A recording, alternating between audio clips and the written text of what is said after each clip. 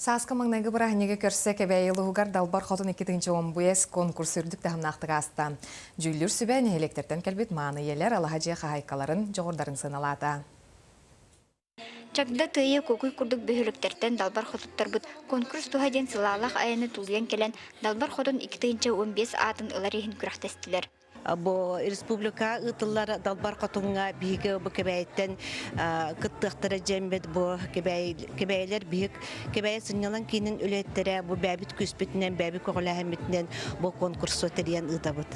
Конкурс бәйни билихиннери сандалостол хайката аяр күрах кеһәңи моданы көрдүрүү курдук үгәс болбу төһмәхтәрнән ааста. Жүллүр сибәдә көрәчүләр да кас бирди кыттаачы ураның хоктарын минниге астарын-үөллэрин талба талаандарын ытыстыгынан улуйдан сыналатлар. Төт төһмәхтәх конкурс түбүгүнән Далбар Хотун-2015 аатын тыйын хилегиттен учутал иделах Прасковья Дьяконова сүкте. Уонна норуот депутаттара Александр Ноговицын, Юрий Михайлов анабыт бириистерин тутта. Күрәккә көйбөттән олыз долгуйдым.